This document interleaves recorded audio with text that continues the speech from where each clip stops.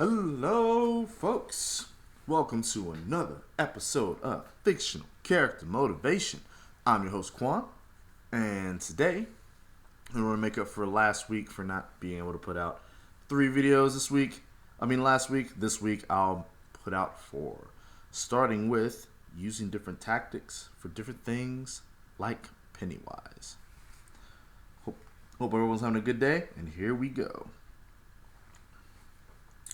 Pennywise, the clown, or now with the remake, known as the dancing clown.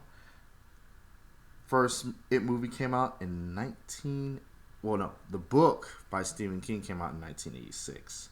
The movie came out in the year 1990, which was pretty much, if everyone knows it, was a 3-hour, almost a 2 or 3 hour movie right there. And followed by later on, the remake of the first It came out in 2017, followed by Chapter 2, came out in 2019. With all these kind of things happening before COVID, it kind of makes you wonder what's really going on. But I'm not going to jump into it. I'm not going to be a conspiracy theorist today. So, first thing we want to go over is Pennywise, the dancing clown, is a special creature that feeds off the fear of mostly kids before taking them out. He's been at it for what may have been a possibility of 100 years, maybe a little bit longer, and has been the main evil influence in the town of Derry until the group known as the Losers Club team up and take him down twice. Once when they were young, and again when they're a little bit older. Will be like late 30s or 40s to mid 40s. So what can we take from good old Pennywise? Well, that he didn't use the same scare tactic for each person. Going through pretty much the list, and also spoiler alert if you have not seen any of the It movies, which I find it hard to believe, but we'll keep it going anyway. Billy, which is pretty much the one who lost his brother, his fear of losing his little brother and not being there for him, which pretty much means also guilt. Beverly, with blood and sexual abuse. Eddie, with his fear of diseases or anything that can get him sick. Stanley, the creepy picture lady, when he was practicing the flute. Ben, mostly creepy images and creatures. It didn't really show much of his fear, maybe besides the fact of him, I guess, still not being accepted. That's always a pretty big fear. Mike, seeing remembering his family kind of burning when he was a child. And Richie, who's actually afraid of clowns and has a big secret that he didn't want anyone to know early on. Now, to go from that, and that's just pretty much what the characters that, we see and we know. And, there's a lot of other things that he did, such as with the bullies in the remake, with one of the bullies in the remake, he used pretty much something of zombies to scare him. And with the other bully, he pretty much used, mental persuasion of knowing how far he was off mentally, that encouraged him to being slightly mentally off and a killer for a while. But in some cases, he sometimes doesn't need the scare. There's been a couple of times where he just has enough energy, enough zest, enough spark in him to where he doesn't really need to scare anybody. He just goes in for the kill. But scaring people is pretty much where he gets most of his power from, and what I guess also gives him his strength. If you're not afraid of him, it's not that it's not that he will leave you alone, or it's not that he is harmless. It's just that he's a little bit weaker because he can't scare you. and that's usually his main tactic.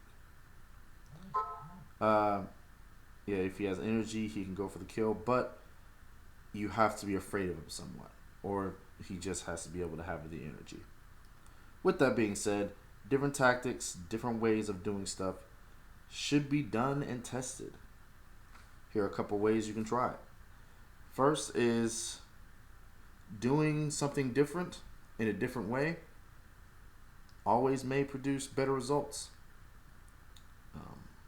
There's pretty much a lot of quotes saying that doing the same thing and expecting different results is part of being insanity. Albert Einstein. But yeah, just with whatever you're going into, use some multiple fields, whether it be finances, trying to get your finances right, trying to get ahead in life, trying to go for a job, love life, friendships, family, handling all that. I mean, even chores. There always can be a better way to do it, and it's always cool to be able to do that better thing. To always stick it up to improve. I mean, everyone knows that time is a little bit short, and besides that, there's a lot of other things that may be going on. But to do something in a different way, to use a different tactic in a certain situation, may provide to be a little bit better. But you always have to experiment with it. The second reason as to why you may want to experiment with different ways of doing things is it may provide an additional way that you can do things. You have the you may have pretty much one way that's more leisurely, that's kind of like the scenic route of driving, to where you're just seeing all this beautiful things, you're taking your time, you're putting your not just your 2 cents, not just your 10 cents, you're putting like the whole dollar amount in, and you're getting good results. But something may come up, and you also may need to be able to do that same thing with maybe in a short amount of time. Or you may just need to roll with it. I mean, pretty much knowing different tactics can also improve in that arena as well. And yeah, just pretty much referring to the doing the different tactics, as you saw with with each and every person, he used different things to scare them. Maybe in life, you could be doing something a little bit different that could give you more financial peace, maybe mental peace, maybe spiritual peace. You can maybe do something differently to where it just brings about something different in you. For instance, some people may hate doing chores, or may hate doing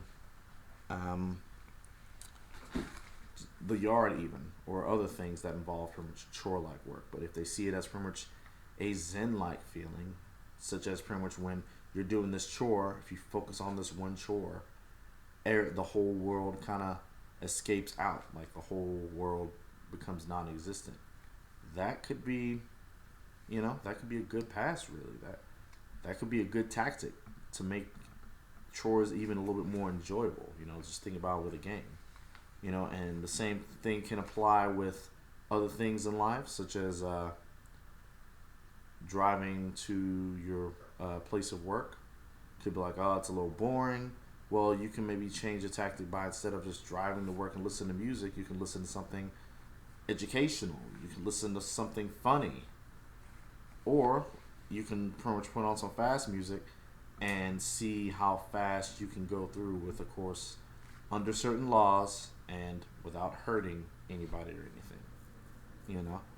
It's the same thing, with even though if you work. I mean, one example could be like a sales job. Like, instead of maybe seeing the sales job as, okay, I'm looking at it from this, maybe I should look at it from this and kind of grow a new tactic. Like make it a game, make it a spiritual thing. I've always kind of loved those two approaches, to where it's like, if something's not clicking, make it a game, make it a spiritual pursuit, or just accept the fact that it's going to be hard, but you're going to be a little bit better for it afterwards. I mean, this is, I think, having different views, different tactics on how to do certain things is always awesome. Always. And we should be able to use that. But I hope that resonated with you. Always remember that pretty much using different tactics, having different views, changing your view, changing your perspective on something that may be difficult or may not have been as fun, to make it more fun, to make it more enjoyable, to give you more pep in your step, to make it more profitable. I believe that's always a good thing. One quote that kind of should encourage this, especially for like experimentation and life or whatnot, is a quote from Muhammad Ali, which is basically, the quote goes, if you've spent 20 years looking at life as if you're in your 20s and you reach 40, you may have wasted 20 years of your life. And that's pretty much a horrible kind of chop up of the phrase. But basically what he's saying is, if you looked at everything the same way you did in your early 20s as you did like currently now, and you may be older than your 20s, then you may have wasted your life, because there's so much that you can look at from a different angle, and all you need is a different angle, a different way to approach it, and that might be the key to kind of help you out of that rut, to help you explore more, to help you be you. That's always a good thing. As usual, if this resonated with you, if any of this resonated with you, please let me know. Go to my YouTube channel, Mind of Quan, MINDOF, and Quan, QUAN, and look at this video. Different tactics and different viewpoints for different things, like Pennywise, and hope this helps, and leave a comment and like. As usual, hope everyone has an awesome day, and deuces.